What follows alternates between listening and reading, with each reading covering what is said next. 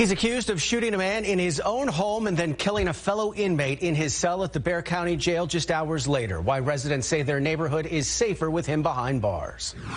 And with the recent arrest of adults having inappropriate relationships with students, we speak with a child psychologist who explains how this could impact a child's mental health. And flooded roads, water rescues, and debris is all that's left behind after Tropical Storm Henri made landfall in New England today.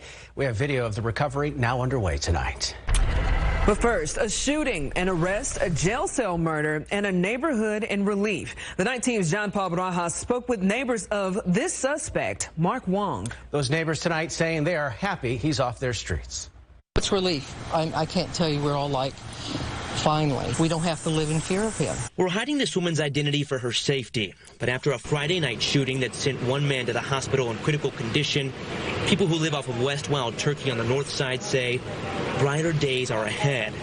It's because their neighbor, 52-year-old Mark Wong, is now behind bars. Several of us looked at one another and said, we knew it was going to happen. And the fact that he murdered his inmate, that's sort of like, oh, well, not surprised with that either. According to police, Wong is accused of shooting a man who was staying at his home multiple times in the stomach and shoulder.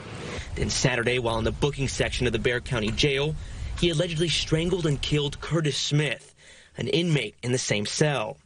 Per an affidavit, Wong said he killed Smith because he was scared of being raped and hurt. If I saw him outside, I stayed in. If I was outside and he started coming out, I went in. Neighbors tell us they believed Wong had a mental disability and that multiple people on the street called the cops on him for what they described as erratic and belligerent behavior. We were all kind of panicky, hoping he wouldn't take out his anger on us. Wong is now facing a murder charge on top of his charges for assault with a deadly weapon. And again, his neighbors say it's horrible what he did and what happened, but they're glad he no longer lives on their street. At the Bexar County Detention Center, John Paul Barajas, KSAT 12 News. Thank you. The Bexar County Jail has not had an inmate accused of killing another inmate since May of 2019. In that case, an ex-white supremacist gang member was charged with capital murder for the death of his black cellmate. Developing stories. He was waiting in line for food, but instead got a gunshot to his body. That's what San Antonio police say happened just before 1 a.m. at a Taco Bell located on Petrenko Road from 1604 and West Military Drive. Police say the suspect and the man hit did exchange words before the shooting happened. The man was taken to University Hospital. Police are still searching for the shooting suspect. Police are hoping security video will lead to an arrest. Take a close look at your screen right now. Have you seen this man? The Guadalupe County Sheriff's Office is looking for him tonight after he was reported missing on Friday. 64-year-old Eddie Ray Hank was last seen on Knockinut Road. That's about 15 miles south of Seguin. Officials say he was walking on the long driveway of his parents' property towards the road. He's described as 5'5" with short brown and gray hair. Anyone with information on his whereabouts is asked to call the number on your screen, 830-379-1224. Happening tomorrow, the funeral and public viewing for a Bexar County Sheriff's deputy who passed away last week. Deputy Floyd Cardenas was an 18-year veteran with the Sheriff's Office. He worked as a SWAT operator and head trainer for the BCSO K-9 unit, according to Sheriff Javier Salazar.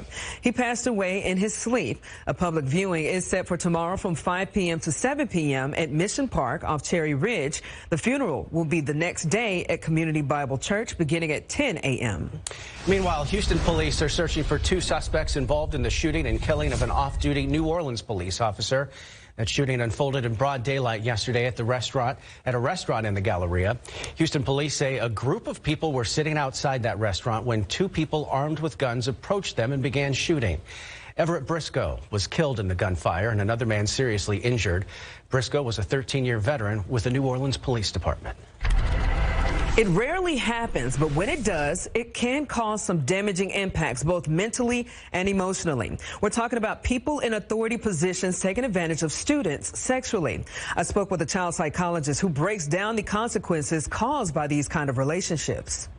And you cannot have a consensual relationship when there is that type of power differential. It is an abuse of authority. Child psychologist and owner of MindWorks, Ann Esquivel, is talking about intimate relationships between adults and children. In this case, between a student and teacher. A scenario, she says, starts with grooming. Everybody else is gone. Why don't you come in for lunch? Why don't you come in for your advisory class? And they can make it look like this very amicable relationship and kind of favoritism. Favoritism that can turn into lingering touch on the student's shoulder. It could be touching their hair, maybe giving them money, giving them a special phone to be able to keep in contact. The latest incident, former Comal ISD teacher, 34-year-old Emily Anderson, arrested for allegations of having sex with a 15-year-old. 2 weeks prior, a Cibolo-based youth soccer coach, Juan Coronado Jr., arrested for allegations of sexually abusing 2 minors for several years. Esquivel says depending on each child in each case, these kind of relationships can cause long-term effects. Whether the child believes it's consensual, depression, eating disorders, guilt, anxiety, self-blame, or if it's by force. I think they're going to have a hard time trusting people, period. Some red flags parents can watch for include children coming home late continuously or spending a lot of one-on-one time with an adult, along with, are there teachers that they don't want to be with? If they're older students, are they skipping whatever class it is where they're feeling uncomfortable? Esquivel encourages students to always speak up if they're ever in an uncomfortable situation with a person of authority, and for parents to always be there for support. Teach their children about touch, what's appropriate, what is not. Teaching children to advocate for themselves. Esquivel also says if a parent does feel uncomfortable or notices signs of abuse taking place at school with their child, to take action, speak with a school counselor, administration personnel, or go to the police. Turning now to our coronavirus coverage tonight, Texas Senator Jose Menendez giving the public an update on his family's battle with COVID. 16 days ago, he and his family tested positive, including his 14-month-old granddaughter. The senator says most of his family was asymptomatic. However, he couldn't say the same for himself.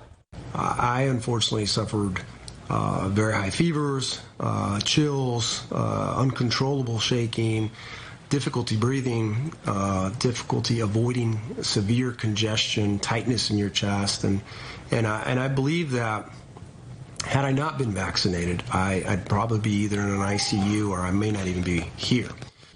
Senator Menendez went on to urge people to get vaccinated and encourages everyone to continue wearing masks.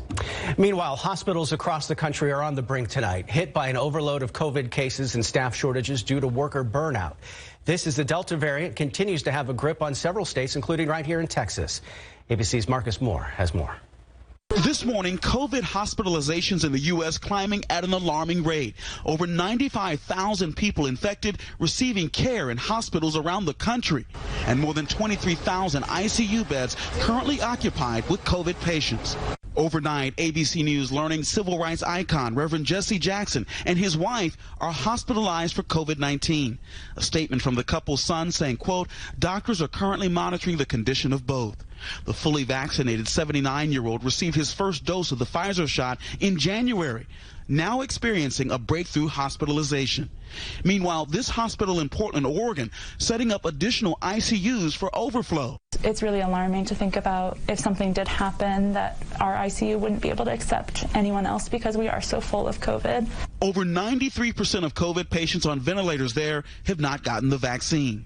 It just keeps happening and it doesn't stop, and there is no end. The relentless surge is driving healthcare workers to their breaking points. We're exhausted, we're frustrated, we're aggravated. This could have been prevented had people just gotten vaccinated. Here in Texas, Chambers County with a sobering warning to the community that the outbreak is impacting emergency response times.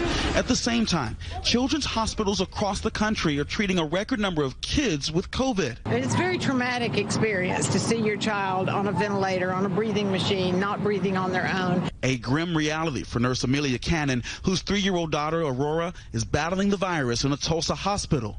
It's obviously the hardest thing I've ever had to watch. As cases continue to skyrocket, the CDC issuing updated guidance for travelers, saying that people with an increased risk of severe illness should also avoid travel on cruise ships, regardless of vaccination status. The reality is people who have that increased risk likely aren't going to be wanting to travel anyway. So really keeping everybody healthy is top priority for the cruise lines. The Delta variant is driving this fourth wave of COVID as it surges across the country.